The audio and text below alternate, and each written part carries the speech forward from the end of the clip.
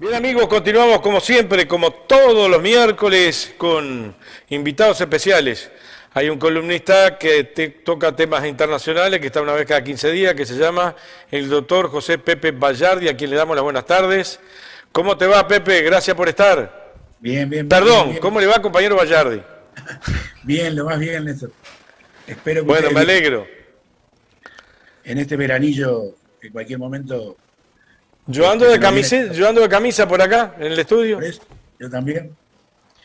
Así que bueno, pronto Bueno, para ¿cómo un viene la mano para esta intercambio. semana? ¿Cómo viene la mano en estos 15 días de pausa, pero me imagino con muchas prisas leyendo cosas para el programa?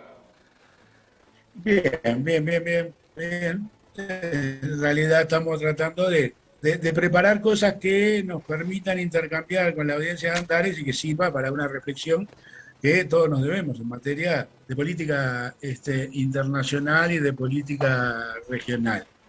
Y hoy estaba pensando en encarar un poco un tema que tiene que ver con la Mercosur, con temas de integración, con el TLC con China. Sé que tuviste con dos compañeros que dominan mucho el tema de la integración en lo económico y en lo económico productivo, como Carlitos Viera y como Agassi.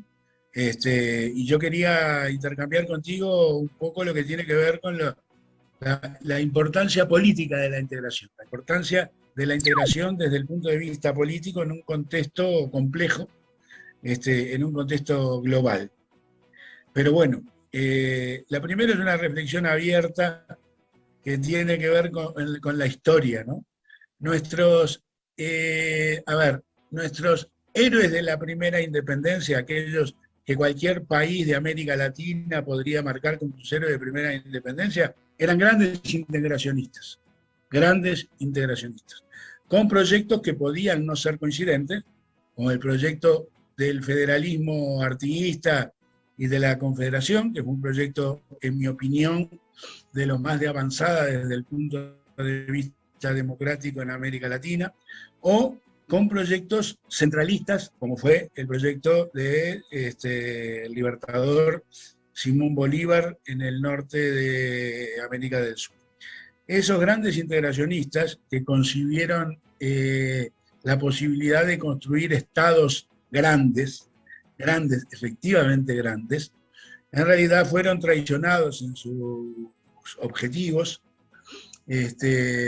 por lo que eran las élites criollas de la época del siglo XIX, ¿no? Que privilegiaron sus intereses inmediatos más allá de los intereses de la importancia de construir estados nacionales grandes y potentes. Y ahí quedó por el camino la Gran Colombia y quedó por el camino también el brutal proyecto del federalismo artiguista. ¿De acuerdo? Y caminamos todo el siglo XIX y parte del siglo XX en América Latina tratando de salvarse cada uno por su lado, diríamos, ¿no? Cada uno de los estados pretendía, de los países pretendía salvarse por su lado. Y es más, las hipótesis de conflicto que hubieron durante el siglo XIX y parte del siglo XX, hasta muy avanzado el siglo XX, tuvieron que ver con eventuales enfrentamientos con los vecinos o entre vecinos de la región. Esto es un dato que hay que tenerlo presente. Yo creo que fue, diríamos, los intereses de las élites en cada uno de sus países que impidieron que termináramos teniendo un Estado nacional potente, digamos, ¿no? Y la integración fue dejada de lado más allá de lo declarativo, ¿de acuerdo? En ese contexto, cuando digo que hubo enfrentamiento, estoy hablando de que hubo enfrentamiento hasta entrado la década del 80 del siglo XX, ¿no? Recordemos lo que era el conflicto del Beagle entre Argentina y Chile, ¿no? O sea, no estoy hablando solo del pasado, estoy hablando del tema de cómo se dieron los fenómenos en América Latina respecto al tema de la integración. En ese contexto, también sobre la década del 80, hubo una primera avanzada de integración que tuvo que ver, más allá de las integraciones comerciales de la década del 60 con la LALC y luego de la década del 80 con Aladi, en realidad en el sur se empezó a generar en el sur, que nos compete, diríamos, se empezó a generar la idea de la conformación de lo que terminaría constituyéndose como el Mercosur. Esto parte de una iniciativa del 80 y pico, entre Brasil y Argentina, en la que decidieron, en fin, entender intereses comerciales, económicos, comerciales, y privilegiarlos para ver si podía tener cierta sinergia. Y efectivamente vamos a quedar conformando el Mercosur en 1991 con el Tratado de Asunción, en la década, del principio de la década del 90, ¿de acuerdo? Quiere decir que ahí hay un proceso de integración. Hubo otros procesos en la región, la CAN en los países del Pacífico, pero me quiero centrar en este proceso que serán procesos económico-comerciales. En la primera década del siglo XXI, con la llegada de cantidad de gobiernos de matriz progresista o de tendencia progresista en la región, y particularmente con la llegada del PT en el Brasil, se va a avanzar en un espacio de integración política que es la UNASUR. ¿Bien? La UNASUR va a quedar conformada a instancias de los gobiernos del PT, obviamente del presidente Lula, y yo siempre hago un recuerdo a un gran brasilero muy latinoamericano, Marco Aurelio García, que fue asesor presidencial de Dilma y de Lula, y que creo que jugó un papel muy importante en lo que fue la conformación de la UNASUR, o sea, de la Unión de Naciones Suramericanas. En este contexto, esto fue un espacio de integración política, un espacio de integración. La derecha lo atacó y lo ataca y trató de desvirtuarlo y trata de desvirtuarlo, diciendo que era un espacio de integración solo de países motivados por coincidencias políticas e ideológicas. Mentira, eso es mentira, porque en el marco de la UNASUR se integró el gobierno de Uribe, que era un gobierno no de derecha, de ultraderecha, Uribe mismo, hombre de la ultraderecha, y también participó el gobierno de Piñera en el primer gobierno de Piñera. Quiere decir que hubo un objetivo, que era el objetivo de ver cuáles eran los puntos de coincidencia política que podía haber para que la región ganara su espacio en el mundo, en un mundo en el que yo siempre le digo a mis amigos brasileros, porque yo creo que hay pocos amigos brasileros que tengan clara la importancia de la región en su conjunto, pero los que tuve como amigos brasileros siempre les discutía y les decía, bueno, a ver, tengan presente que Alemania sin la Unión Europea no es nada, por lo cual ustedes tampoco van a hacer nada sin el nivel de la integración. Esto fue asumido por el gobierno del PT y llegamos a concretar la UNASUR. Y posteriormente se creó y se consolidó la CELAC, la Comunidad Económica de Latinoamérica y la Comunidad de Estados Latinoamericanos y Caribeños. Quiere decir que fueron procesos de integración políticos que lo que pretendían era ganar un espacio de interlocución en un mundo globalizado en que los estados aislados dejan de tener ningún nivel de significación y pasan a quedar absolutamente aislados. En el propio marco del Mercosur, en este desarrollo del Mercosur, y me quiero detener en 2 o 3 puntos en este tema, tiene que ver con que este proceso de integración, que ya lleva 32 años, en realidad fue un proceso que, si bien nace desde el punto de vista económico-comercial con la idea de formar un mercado común, era un espacio que para el Uruguay tenía y tiene mucha importancia.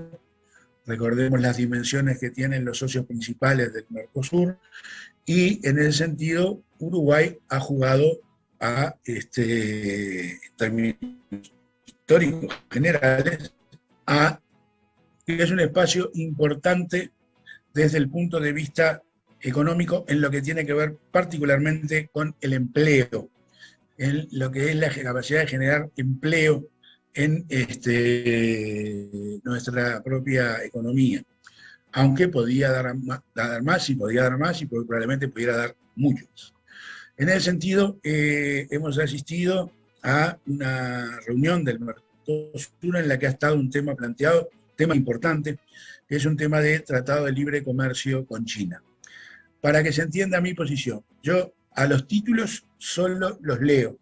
Quiere decir que Tratado de Libre Comercio, TLC, en realidad, si me guío por lo que fueron muchos de los tratados que podríamos decirles se desarrollaron en el mundo, tengo muchas aprensiones contra muchos de ellos.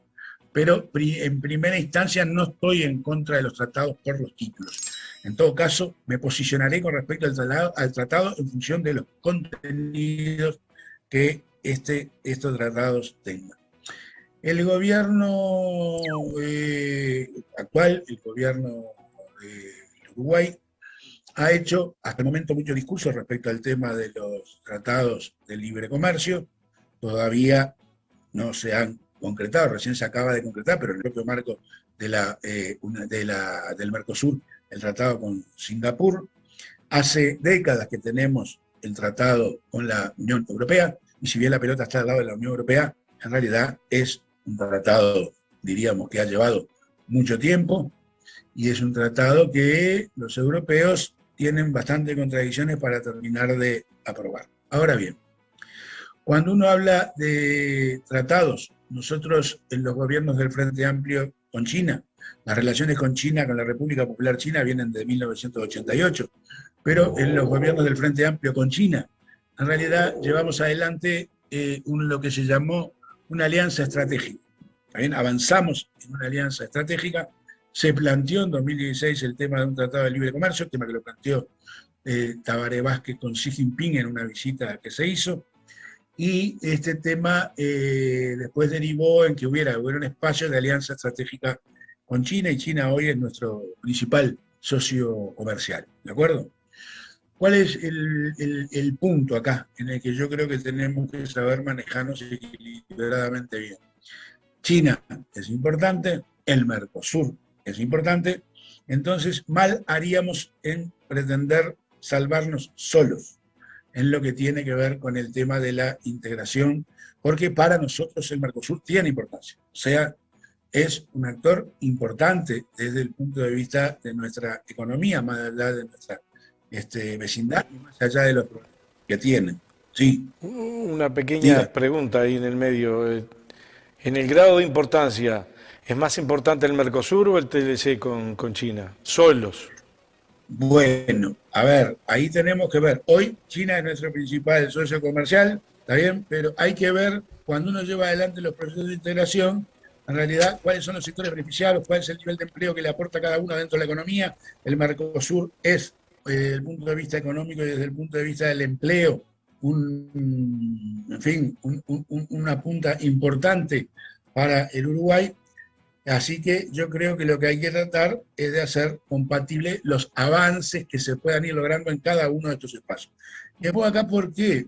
Porque China, en realidad China, los dirigentes chinos, los gobernantes chinos, los dirigentes políticos chinos, son muy pragmáticos. A ver si me explico. Ellos en realidad no hacen diferencia desde el punto de vista político e ideológico. Tendrán más amistad con un partido, menos amistad con otro partido, pero a la hora de atender sus negociaciones, y negociaciones desde el punto de vista comercial, ellos seguían por una premisa, que es la premisa de ganar, ganar. ¿Está bien? En medio de esto, un tema que nadie lo habla o no se habla muy seguido, el tema de la posición de Paraguay con Taiwán. Sí, pero ellos van a ser bastante pragmáticos. A ver si me explico. No creo que en este contexto, en otro contexto anterior podían sí excluir más allá de las relaciones con Taiwán, más allá de las relaciones con Paraguay, pero en este contexto en el que están, con el nivel de pragmatismo que han demostrado, creo que en realidad estarían dispuestos a participar de una alianza, de un TLC, de un tratado, lo que sea, incluso con Paraguay adentro, aunque Paraguay tenga relaciones con Taiwán. No descuidemos una cosa, Néstor, que es lo siguiente. Para China, ¿bien? Taiwán es parte de su territorio. Está claro, por eso lo decía. Sí, pero es parte de su territorio. Que han admitido, en tanto y en cuanto no se desarrollen las políticas independentistas respecto al continente, han admitido la convivencia de relacionamiento. Por lo cual, yo creo que en eso van a ser bastante pragmáticos. A lo que quería referirme con la lógica de ganar, ganar, es la que creemos que tenemos que tener presente. Ellos tienen claro qué es ganar para ellos. El problema es que nosotros tenemos que definir qué es ganar para nosotros. El ganar, ganar, ¿está bien? Implica una introspección nacional grande que atienda los distintos sectores de nuestra realidad económica y social y podamos definir qué es ganar para nosotros. Ellos siempre definen con anterioridad qué es ganar para ellos y en ese sentido nosotros tenemos que definir qué es ganar para nosotros. Por ahí el presidente ha estado preguntando cuál es la posición que tiene el Frente Amplio y hay compañeros con más gravitación que yo en el Frente Amplio que han estado contestándole en estos días, ¿ven? Y que tiene que ver con el tema de acá hubo intención y hay intención de avanzar con China en tanto y en cuanto se conozca cuál es el camino y cuáles son las implicancias que va a tener este nivel de avance. Se ha hablado saber el de un contenido. acuerdo de prefactibilidad. Exacto, porque se habla lo dijo Pereira. Lo dijo Pereira, por si no se escuchó, que le importaba saber el contenido. Exactamente. Y creo que viene, que es una forma correcta de pararse. A ver, se habla de estudios de prefactibilidad, no conocemos los estudios de prefactibilidad. Me consta que hay algunos sectores empresariales que tampoco lo conocen, el estudio de prefactibilidad. Así que, en realidad, por ahora estamos hablando de titulares. Y en esos titulares tenemos que tener claro, ¿está bien?, la importancia de tratar de avanzar colectivamente. Acá se hace cita, y yo quiero recordarlo ahora, ¿está bien?, a una disposición del Mercosur, que es la disposición 32 del 2000. Y se le ha cambiado el sentido, por lo menos la declaración que le he oído al presidente, ¿está bien? La declaración 32 del 2000 determinaba que las negociaciones del Mercosur había que hacerlas en conjunto, ¿de acuerdo? Sí. Y esto en el 2000 era una garantía para los chicos. En el 2000 era una garantía, en primer lugar, para Paraguay y para Uruguay, porque probablemente hubiera mucho más interés de otros actores globales en acordar con los grandes, por fuera del Mercosur. O sea, tiene lógica pensar que si tenés un mercado de 200, 215 millones de personas, querés atar primero con ese que con uno de 3,5 millones. Por lo cual, la disposición 32 del 2000 era una disposición garantista para los más pequeños. Y teniendo esa disposición 32 del 2000, ¿bien?, el Mercosur le permitió a Uruguay negociar con México, ¿bien?, un tratado de libre comercio que se negoció después de esa disposición del 32, creo que fue ahí cerca del 2004. Así que, en realidad, más allá de hacernos los compadres, más allá de sacar pecho, más allá de... tenemos que tratar de avanzar colectivamente, con humildad, defendiendo nuestros intereses, por cierto, ¿bien?, pero entendiendo que la posibilidad de negociar de la mejor manera está dada en tanto y en cuanto avancemos en niveles de integración y reflejemos espacios políticos, espacios económicos, espacios más grandes que el que normalmente somos. Hoy esto ha agarrado esta semana, ha ocupado con esta reunión que hubo del Mercosur la agenda respecto a este tema. Yo creo que más allá de los flashes de la Cámara, lo importante es tener claro no atentar contra los procesos de integración, porque contra los procesos de integración, ¿está bien?, ya sabemos lo que pasó desde el siglo XIX y en el siglo XX, donde se atentaba para favorecer a un sector de la sociedad y no a la élite, estoy hablando, y no a los sectores globalmente considerados. Entonces yo creo que esta es una enseñanza que nosotros debemos recoger de la historia y en ese sentido debemos incorporar a las reflexiones cuando hablamos de integración. Vuelvo a repetir, la UNASUR fue un espacio de integración política muy importante, que trabajó para aventar, para eliminar, para correr, para alejar los resquemores que podía haber entre los países de la región. La CELAC se constituyó también como un espacio latinoamericano y caribeño que ha tomado definiciones importantes definición de concebir a la región como una zona de paz, en este mundo en el que no solo existe la guerra de Ucrania, hay 10, 12, 14 conflictos a nivel... Pepe, sí, un Mercosur que uno lo simboliza o lo caracteriza por los 4 países primarios firmantes, pero que hay varios invitados que están ahí pidiendo pista para entrar también, o sea que hay que mirar el Mercosur no solamente tanto a favor como en contra a la hora que uno meta sí, la pata y no cumpla algunas reglas.